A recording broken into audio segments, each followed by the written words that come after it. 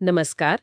Cancer આ શબ્દ સાંભળીએ ને એટલે મનમાં એક ગંભીરતા, ક્યારેક ડર જેવું લાગે. હા, એ તો છે જ. પણ આજે આપણે આ જ વિષય પર થોડી અલગ રીતે વાત કરવાના છીએ. ડોક્ટર વીરચંદ નાગડાનો એક લેખ છે એના આધારે. હમ, અને એ લેખમાં એવી વાત છે કે જો આપણી પાસે સાચી માહિતી હોય અને આપણી જીવનશૈલીમાં થોડા ફેરફાર કરીએ ને તો આ રોગ સામે લડી શકાય, બચી શકાય. બરાબર. તો આજની આપણી આ ચર્ચાનો મુખ્ય હેતુ એ જ છે. કેન્સરના કારણો શું, એના સંકેતો કયા હોઈ શકે અને સૌથી અગત્યનું, એનાથી બચવા શું કરી શકાય, એ બધું જરા ઊંડાણથી સમજીએ. તમે સાચી વાત કરી. જુઓ, કેન્સર ગંભીર તો છે જ, એમાં કોઈ શંકા નથી. પણ ડોક્ટર નાગડાના લેખનો સૂર છે ને, એ આશા અને જાગૃતિનો છે. હા, એ સમજવું બહુ જરૂરી છે કે જો વહેલું નિદાન થાય, યોગ્ય સારવાર મળે, તો કેન્સર સામે ચોક્કસ જીતી શકાય છે. બરાબર. આ લેખ આપણને એ વિચારવા પ્રેરે છે કે આપણી રોજિંદી જિંદગીમાં, આપણી આદતોમાં, આપણે જે વસ્તુઓ વાપરીએ છીએ, એમાં ક્યાંક અજાણતા જોખમો તો નથી છુપાયેલા? અને સાથે સાથે એ જોખમોને ઓળખીને એનાથી બચવાના રસ્તા પણ બતાવે છે. એટલે આ માહિતી ડરાવવા માટે નથી, પણ આપણને વધુ સજાગ બનાવવા માટે છે. બરાબર કહ્યું. તો ચાલો આ લેખમાં જરા વધુ ઊંડા ઉતરીએ. પહેલો સવાલ જે મનમાં આવે તે લેખ પ્રમાણે કેન્સર થવા પાછળના મુખ્ય કારણો કયા ગણાવ્યા છે, અને ખાસ કરીને વ્યસનો અને આપણો જે ખોરાક છે એની શું ભૂમિકા છે? લેખ આ મુદ્દે એકદમ સ્પષ્ટ છે. તમાકુ કોઈ પણ સ્વરૂપમાં, એટલે કે બીડી, સિગારેટ, ગુટકા, માવો, કંઈ પણ, હા, એને મુખ્ય જોખમી પરિબળ ગણ્યું છે. અને દારૂનું સેવન પણ એટલું જ નુકસાનકારક. વ્યસનોની વાત તો સમજાય, પણ ખોરાકનું શું? હા, એ પણ. લેખ એનાથી આગળ વધીને આપણી જે આધુનિક જીવનશૈલી છે ને, અને ખાવા પીવાની આદતો, એના પર પણ ભાર મૂકે છે. જેમ કે આપણે જેને જંક ફૂડ કહીએ છીએ, તળેલું, પ્રોસેસ્ડ, જેમાં પોષણ ઓછું હોય. પછી ઇન્સ્ટન્ટ નૂડલ્સ છે, ચાઇનીઝ વાનગીઓ, જેમાં ઘણીવાર સ્વાદ માટે નુકસાનકારક તત્વો હોય છે. અને ટીનમાં જે પેક કરેલા ખોરાક અને પીણા આવે છે ને, લાંબો સમય સાચવેલા. એ પણ એટલે કે ખાલી વ્યસન જ નહીં, આપણો રોજનો ખોરાક પણ એટલો જ જવાબદાર હોઈ શકે. હા, બિલકુલ. લેખ તો એવી વસ્તુઓ તરફ પણ ધ્યાન દોરે છે જે કદાચ આપણને સાવ સામાન્ય લાગે, જેમ કે વેફર છે, બ્રેડ, બિસ્કિટ. એમાં શું? એમાં એક્લેમાઇડ નામનું એક રસાયણ હોવાની શક્યતા છે. આ એવું તત્વ છે જે અમુક સ્ટાર્ચવાળા ખોરાકને ઊંચા તાપમાને પકવીએ કે તળીએ ને ત્યારે કુદરતી રીતે બને છે, અને એને કેન્સરકારક માનવામાં આવે છે. અચ્છા. હા, આ ઉપરાંત બહુ વધારે ખાંડ કે બહુ વધારે નમકવાળો ખોરાક, લાંબો સમય સાચવેલા અથાણાં, અને ખાસ કરીને પેલી મીઠાઈઓ પર જે વરખ હોય છે ને, ચાંદીને બદલે એલ્યુમિનિયમનો સસ્તો વરખ વાપર્યો હોય, ઓ, એ બધું જોખમી ગણાવ્યું છે. પછી પ્લાસ્ટિકની થેલીઓનો વપરાશ, અમુક ગર્ભનિરોધક ગોળીઓનો લાંબો સમયનો ઉપયોગ, અને યુવાનોમાં જે સ્નાયુઓ બનાવવા માટે સ્ટીરોઇડ્સ લેવાનું ચલણ વધ્યું છે ને, હા, એ પણ સાંભળ્યું છે. એનો પણ સંભવિત જોખમ તરીકે ઉલ્લેખ છે. બાપરે, આ તો ખરેખર વિચારવા જેવું છે. આપણે રોજ કેટલી બધી વસ્તુઓના સંપર્કમાં આવીએ છીએ જેના વિશે કદાચ વિચાર્યું પણ ન હોય. સારું, તો પછી જો આટલા બધા જોખમો છે, તો શું આપણું શરીર કોઈ સંકેત આપે છે, કોઈ ચેતવણી? લેખમાં એવા કોઈ લક્ષણો જણાવ્યા છે જેના પર આપણે ધ્યાન આપવું જોઈએ? ચોક્કસપણે. શરીર ઘણીવાર સંકેત આપે છે. આપણે એને ઓળખવાની જરૂર છે. લેખમાં વહેલા નિદાન માટે કેટલાક મુખ્ય લક્ષણો પર ધ્યાન આપવાનું કહ્યું છે. કયા કયા? પહેલું, શૌચ કે પેશાબની જે આપણી રોજની આદત હોય, એમાં કોઈ મોટો ફેરફાર લાગે અને એ લાંબો સમય રહે. બીજું, શરીરમાં ક્યાંય ચાંદુ પડ્યું હોય જે રૂજાતું જ ન હોય. ઓકે. ત્રીજું, અસાધારણ રક્તસ્રાવ, મતલબ સ્ત્રીઓમાં માસિક સિવાય કે મેનોપોઝ પછી રક્તસ્રાવ થવો, કે પછી મળ કે પેશાબમાં લોહી આવવું. હા. ચોથું, સ્તનમાં કે શરીરના બીજા કોઈ ભાગમાં ગાંઠ જેવું લાગે કે કઠણ લાગે. પાંચમું, ખોરાક ગળવામાં તકલીફ પડે સતત, અથવા પાચનની તકલીફ લાંબો સમય રહે. બરાબર. છઠ્ઠું, અવાજ બેસી જાય, ઘોઘરો થઈ જાય અને એવો જ રહે. અને સાતમું, કોઈ કારણ વગર વિચિત્ર ખાંસી આવે જે દવાથી પણ ન મટે. ઓકે.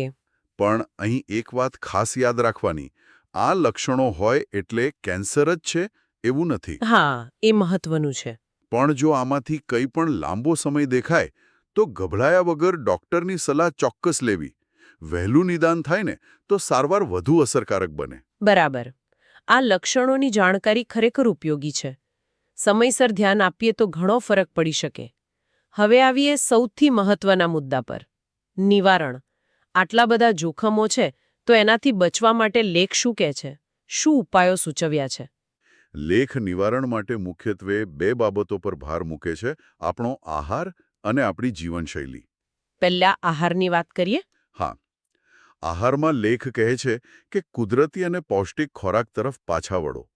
રોજ લીલા પાંદડાવાળા શાકભાજી ખાઓ, પાલક, મેથી, તાંદળજો વગેરે. સાથે ઘાટા પીળા કે કેસરી રંગના ફળો અને શાકભાજી જેમ કે ગાજર, પપૈયું, કેરી, જેમાં બીટા કેરોટીન હોય. અને ખાસ કરીને કોબીજ અને ફ્લાવર જેવા શાકભાજીનો ઉલ્લેખ છે. લેખ મુજબ એ મોટા આંતરડા, મળાશય, પેટ, શ્વસનતંત્ર, ગર્ભાશયના મુખના કેન્સર સામે રક્ષણ આપવામાં મદદ કરી શકે છે. એટલે કે મૂળભૂત રીતે કુદરતે જે આપ્યું છે એને અપનાવવાની વાત છે. બરાબર, એકદમ સાચું. આ સિવાય આખા અનાજ, ઘઉં, બાજરી, જુવાર, કઠોળ, તાજા ફળો જેમ કે સફરજન, સંતરા, સ્ટ્રોબેરી, શાકભાજીમાં ટમેટા, વટાણા, પાલક, આ બધું નિયમિત લેવાનું. અને શું ટાળવાનું કહ્યું છે? હા, એ પણ એટલું જ મહત્વનું છે. બજારું તૈયાર પેકેટના નાસ્તા અને જમવાનું, જેમાં પોષક તત્વો ઓછા ને પ્રિઝર્વેટિવ્સ વધારે હોય.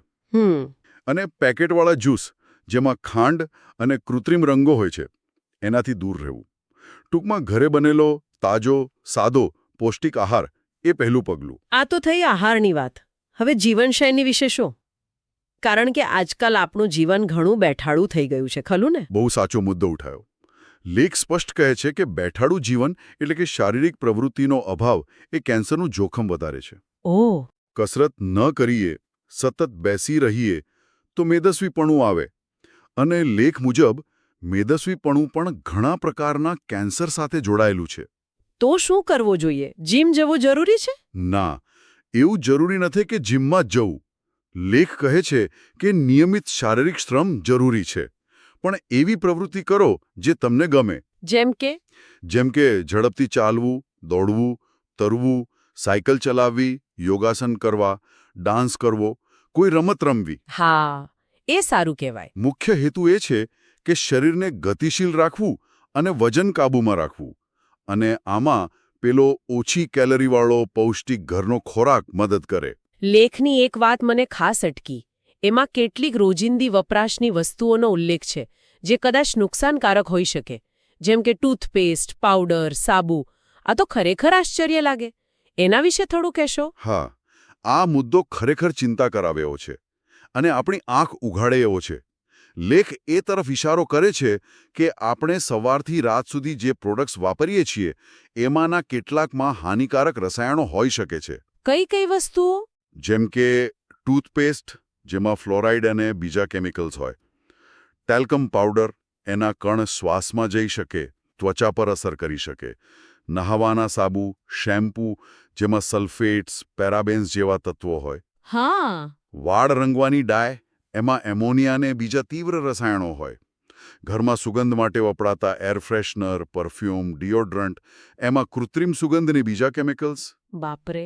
લેખ કહે છે કે આ બધામાં રહેલા રસાયણો લાંબા ગાળે શરીર પર ખરાબ અસર કરી શકે છે. એટલે કે માત્ર ખાવા પીવાનું જ નહીં, પણ આપણે જે લગાવીએ છીએ, સૂંઘીએ છીએ, એ પણ મહત્વનું છે. ચોક્કસ. લેખ એક મોટી વાત તરફ ઇશારો કરે છે.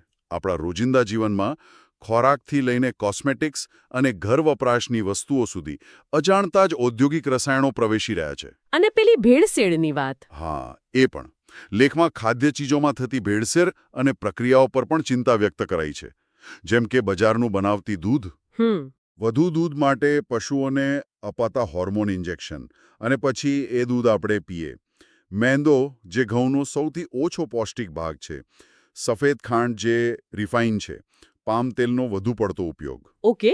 કેમિકલ્સ અને પ્રિઝર્વેટિવ્સવાળા ખોરાક, ફળોને જલ્દી પકવવા માટે વપરાતા કેમિકલ્સ, નકલી પનીર અને માવો, બજારું આઈસ્ક્રીમ અને જ્યુસ જેમાં ફળનો રસ ઓછો ને એસેન્સ અને ખાંડ વધારે હોય. આ બધું જ સ્વાસ્થ્ય માટે નુકસાનકારક અને જોખમી ગણાવ્યું છે. તમે પ્લાસ્ટિક અને બીજી કેટલીક ચોંકાવનારી બાબતો પણ કહી હતી, જેમ કે સાબુદાણા અને ખાંડને ચમકાવવાની વાત. હા, પ્લાસ્ટિકનો મુદ્દો પણ અગત્યનો છે. લેખ કહે છે કે પ્લાસ્ટિકના કપમાં ગરમ ચા કોફી ન પીવી. કેમ? કારણ કે ગરમીથી પ્લાસ્ટિકના નુકસાનકારક તત્વો પીણામાં ભળી શકે છે. એવી જ રીતે નાયલોનની ટી બેગનો ઉપયોગ, પ્લાસ્ટિકના ડબ્બામાં ગરમાગરમ ફાસ્ટફૂડ પેક કરાવવું અને પ્લાસ્ટિકની બોટલનો લાંબો સમય ઉપયોગ કરવો, ખાસ કરીને તડકામાં રાખેલી હોય તો, આ બધું જ ટાળવું જોઈએ. અને પેલું સાબુદાણા અને ખાંડનું? હા, એ ખરેખર ચોંકાવનારું છે. લેખ મુજબ આ વસ્તુઓને વધુ સફેદ અને ચમકદાર બનાવવા માટે ટીનોપૂલ નામનું ઓપ્ટિકલ બ્રાઇટનર વપરાય છે. ટીનોપોલ એ શું છે? એ મૂળ તો ડિટર્જન્ટમાં વપરાતું કેમિકલ છે અને એની પ્રક્રિયામાં સલ્ફ્યુરિક એસિડ જેવા તીવ્ર એસિડનો પણ ઉપયોગ થઈ શકે. લેખ આ બંનેને કેન્સરકારક ગણાવે છે. How my God! આ ઉપરાંત એકવાર તળેલું તેલ વારંવાર ગરમ કરીને વાપરવું, જેનાથી ટ્રાન્સફેટ્સ ને બીજા નુકસાનકારક પદાર્થો બને. મોબાઈલ અને બીજા ઇલેક્ટ્રોનિક સાધનોનું રેડિયેશન, હવાનું પ્રદૂષણ અને લાંબા સમયનો માનસિક તણાવ એટલે કે સ્ટ્રેસ, આ બધા પરિબળો પણ કેન્સરનું જોખમ વધારી શકે છે, એવું લેખમાં બતાવ્યું છે. આ બધી માહિતી ખરેખર ખૂબ વિસ્તૃત છે અને સાચું કહું તો થોડી ચિંતાજનક પણ છે. એવું લાગે છે કે આધુનિક જીવનમાં આપણે અજાણતા જ કેટલા બધા જોખમો વહોરી રહ્યા છીએ. તો આટલી બધી વાતો પછી આખી ચર્ચાનો અને ડૉક્ટર નાગડાના લેખનો મુખ્ય સાર શું નીકળે છે? આપણે આમાંથી શું શીખવાનું છે, શું અપનાવવાનું છે? લેખનું સાર એકદમ સ્પષ્ટ છે અને હકારાત્મક પણ છે. જાગૃત બનો, જીવનશૈલી બદલો અને બને ત્યાં સુધી પ્રકૃતિ તરફ પાછા વળો. એટલે એમ કે બજારું, તૈયાર, processed, junk food, packaged food બને એટલું ટાળો. ઘરનું બનેલું, તાજું, સાદું, પૌષ્ટિક નાસ્તો અને ભોજન લો. વિટામિન સી જેવા એન્ટીઓક્સિડન્ટ્સથી ભરપૂર ફળો ખાઓ. લીંબુ, સંતરા, મોસંબી, આમળા, અનાનસ, આ બધું નિયમિત ખાવાથી શરીરની રોગપ્રતિકારક શક્તિ વધે છે. બરાબર. બેઠાડું જીવન છોડો. નિયમિત કસરત કરો, ચાલવું, દોડવું, યોગાસન, પ્રાણાયામ, રમતગમત, કંઈ પણ. અને પેલું ચોવિયારનું શું હતું? હા, એ પણ એક રસપ્રદ વાત છે. ચોવિયાર એ જૈન પરંપરાનો એક ઉપવાસનો પ્રકાર છે. સામાન્ય રીતે સૂર્યાસ્ત પછી બીજા દિવસે સવાર સુધી લગભગ 12-14 કલાક કંઈ ખાવા પીવાનું નહીં. એનાથી શું ફાયદો? લેખક કહે છે કે આવા સમયાંતરે ઉપવાસ કરવાથી પાચનતંત્રને આરામ મળે છે, એ મજબૂત બને છે અને શરીરમાં ટી સેલ્સનું ઉત્પાદન વધે છે. T cells? હા, ટી સેલ્સ એ આપણા રોગપ્રતિકારક તંત્રના કોષો છે જે કેન્સર જેવા રોગો સામે લડવામાં બહુ મહત્વનો ભાગ ભજવે છે. ઓકે. ટૂંકમાં લેખનો સંદેશ એ જ છે કે સભાન પસંદગી કરો, કુદરતી જીવનશૈલી અપનાવો, શરીરની આંતરિક શક્તિ જાળવી રાખો. આમ કરવાથી આપણે કેન્સરના જોખમને ઘણો ઘટાડી શકીએ છીએ. તો આજની આ ઊંડાણભરી ચર્ચા પરથી આપણે સમજી શકીએ કે કેન્સર સામેની લડાઈ ખાલી હોસ્પિટલમાં નથી લડાતી. એ તો આપણા રસોડામાં, આપણી રોજિંદી ઘટમાળમાં, આપણી પસંદગીઓમાં પણ લડાઈ છે. બરાબર. વ્યસનોથી દૂર રહેવું, પૌષ્ટિક ખાવું, કસરત કરવી, કેમિકલ્સનો ઉપયોગ સમજી વિચારીને કરવો અને માનસિક શાંતિ જાળવવી, આ મુખ્ય પાયા છે જેના પર આપણું આરોગ્ય ટકેલું છે. આ પગલાં ભલે નાના લાગે, પણ એની અસર ઘણી મોટી હોઈ શકે. એકદમ સાચી વાત. આ માહિતી આપણને ખાલી જાણકાર નથી બનાવતી, પણ સશક્ત બનાવે છે. એ યાદ અપાવે છે કે આપણું સ્વાસ્થ્ય અમુક હદે આપણા પોતાના હાથમાં છે. હા. ડૉક્ટર નાગડાનો લેખ એ જ કહે છે કે નાની જાગૃતિ અને જીવનશૈલીમાં કરેલા સારા ફેરફારો લાંબા ગાળે આપણા સ્વાસ્થ્ય માટે વરદાન બની શકે છે. આ જ્ઞાન આપણને વધુ જવાબદાર બનવા અને સક્રિય પગલાં લેવા પ્રેરે છે. અને અંતે સૌ શ્રોતાઓ માટે એક વિચાર મૂકીને જઈએ. શું આપણે ખરેખર આપણા ખોરાકમાં, આપણી વપરાશની વસ્તુઓમાં અને આપણી આસપાસના વાતાવરણમાં જે છુપાયેલા જોખમો છે એના વિશે પૂરતા જાગૃત છીએ? વિચારવા જેવો પ્રશ્ન છે. અને જો આપણને આ જોખમોની ખબર પડે તો શું આપણે આ જાગૃતિને નક્કર રોજિંદા સ્વાસ્થ્ય માટે સારા એવા પગલાંમાં બદલવા તૈયાર છીએ? આ સવાલ પર વિચારવું એ જ કદાચ સ્વસ્થ ભવિષ્ય તરફનું પહેલું પગલું હોઈ શકે છે.